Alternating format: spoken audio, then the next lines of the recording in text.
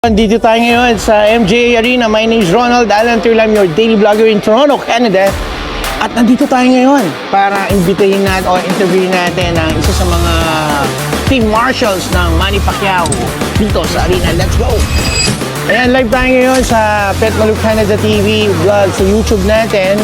At katabi natin ngayon ang team marshals. Kamusta, kabayan? Okay lang po sir. Kumusta sa lahat ng mga Pilipino dyan, Canada and buong mundo?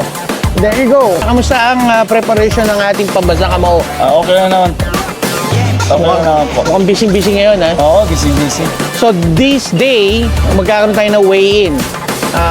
Para sa kaalaman ng ating mga viewers, ano meron sa weigh-in, ano wala?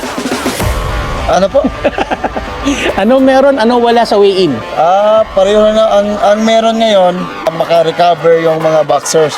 Tapos, ang wala ngayon, hindi pa magsusuntukan, bukas pa. Yun ang wala. Ang meron, timbangan. Oo. Ano ang inaasahan natin? Anong timbang ni Manny noon at ngayon? Ano ba yung category na nilalabanan niya ngayon?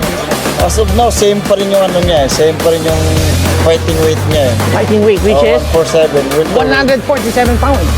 Woo! Yung ba yung bigat mo? Hindi po. Ako overweight ako.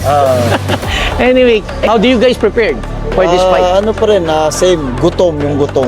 Kailangan gutom? Oo, gutom lagi. Gutom sa laban. Para at Hindi least, lang pagkain, ano? Oo, gutom sa laban. The fight.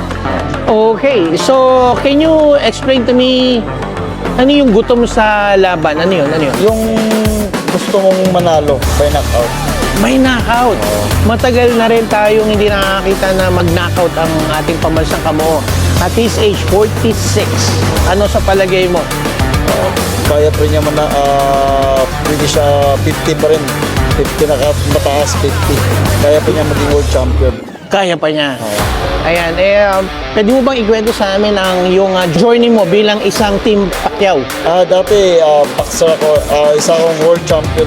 Wow! And then, nag-assist muna ako kay Marshall. So timbang mag-alis muna kami dyan. Pangalan na lang Jack Deforo po. Jack Deforo, isang world champion din. Opo. Mabuhay ka ng matagal at ng masaya. Thank you po. Peace out. Peret Walu! Peace out.